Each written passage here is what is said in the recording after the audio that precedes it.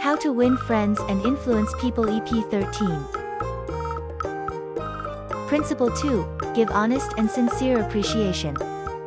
3. He who can do this has the whole world with him. He who cannot walks a lonely way. I often went fishing up in Maine during the summer. Personally, I am very fond of strawberries and cream, but I have found that for some strange reason, fish prefer worms. So when I went fishing, I didn't think about what I wanted. I thought about what they wanted. I didn't bait the hook with strawberries and cream. Rather, I dangled a worm or a grasshopper in front of the fish and said, "Wouldn't you like to have that?" Why not use the same common sense when fishing for people?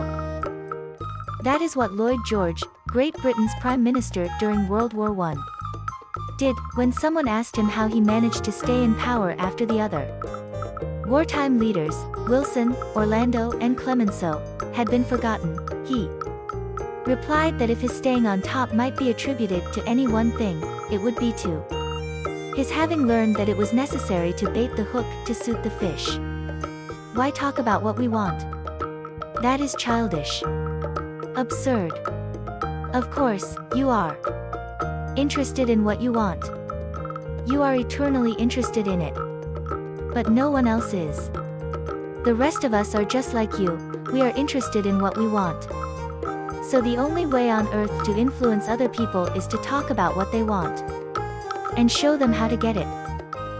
Remember that tomorrow when you are trying to get somebody to do something. If, for example, you don't want your children to smoke, don't preach at them, and don't talk about what you want, but show them that cigarettes may keep them from making the basketball team or winning the 100-yard dash. This is a good thing to remember regardless of whether you are dealing with children or calves or chimpanzees.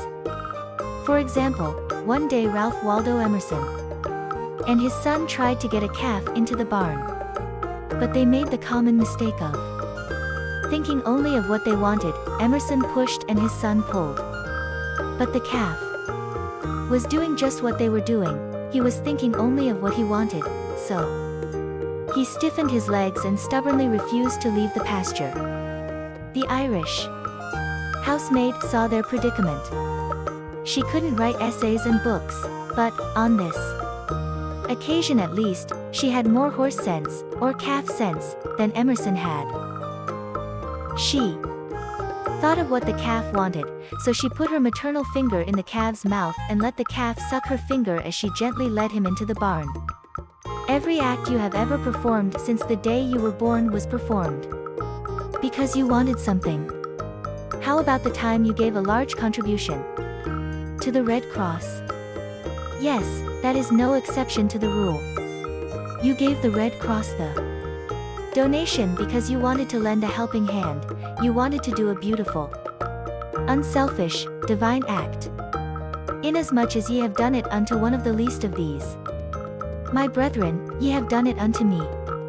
If you hadn't wanted that feeling more than you wanted your money, you would not have made the contribution. Of course, you might have made the contribution because you were ashamed to refuse or because a customer asked you to do it. But one thing is certain. You made the contribution because you wanted something. Harry A. Overstreet, in his illuminating book Influencing Human Behavior said, "Action springs out of what we fundamentally desire." And the best piece of advice which can be given to would-be persuaders, whether in business, in the home, in the school, in politics, is, first, arouse in the other person an eager want. He who can do this has the whole world with him. He who cannot walks a lonely way. Andrew Carnegie, the poverty-stricken Scotch lad who started to work at 2 cents an hour and finally gave away $365 million, learned early in life that the only way to influence people is to talk in terms of what the other person wants. He attended school only 4 years, yet he learned how to handle people. To illustrate, his sister-in-law was worried sick over her 2 boys. They were at Yale, and they were so busy with their own affairs that they neglected to write home and paid no attention whatever to their mother's frantic letters. Then Carnegie offered to wager $100 that he could get an answer by return mail, without even asking for it. Someone called his bet, so he wrote his nephews a chatty letter, mentioning casually in a postscript that he was sending each one a $5 bill. He neglected, however, to enclose the money. Back came replies by return mail thanking "Dear Uncle Andrew" for his kind note, and you can finish the sentence yourself.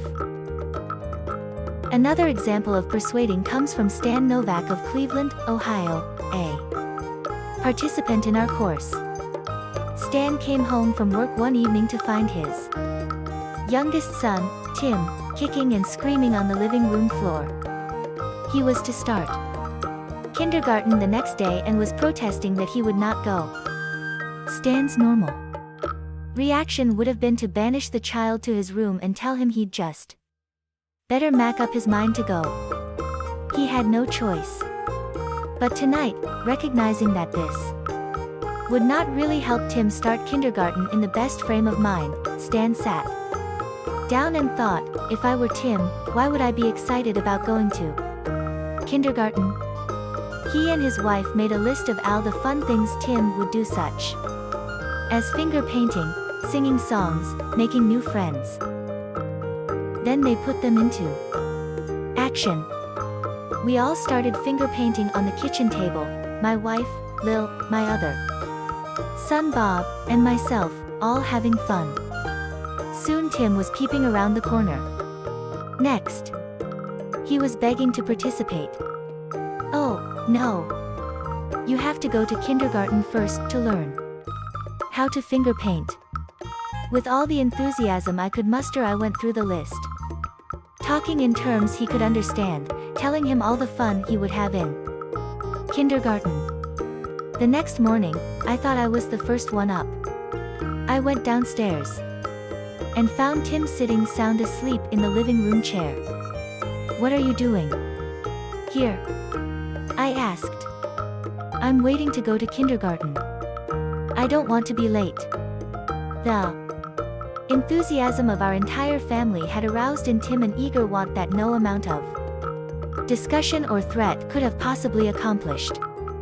Tomorrow you may want to persuade somebody to do something. Before you speak, pause and ask yourself, how can I make this person want to do it? That question will stop us from rushing into a situation heedlessly, with futile chatter about our desires. At one time I rented the grand ballroom of a certain New York hotel for 20 nights in each season in order to hold a series of lectures. At the beginning of one season, I was suddenly informed that I should have to pay almost 3 times as much rent as formerly. This news reached me after the tickets had been printed and distributed and all announcements had been made. Naturally, I didn't want to pay the increase, but what was the use of talking to the hotel about what I wanted? They were interested only in what they wanted. So a couple of days later I went to see the manager. I was a bit shocked when I got your letter, I said, but I don't blame you at all. If I had been in your position, I should probably have written a similar letter myself. Your duty as the manager of the hotel is to make all the profit possible. If you don't do that, you will be fired and you ought to be fired. Now, let's take a piece of paper and write down the advantages and the disadvantages that will accrue to you, if you insist on this increase in rent. Then I took a letterhead and ran a line through the center and headed one column advantages, and the other column, disadvantages. I wrote down under the head, advantages, these words, ballroom free. Then I went on to say, you will have the advantage of having the ballroom free to rent for dances and conventions. That is a big advantage, for affairs like that will pay you much more than you can get for a series of lectures.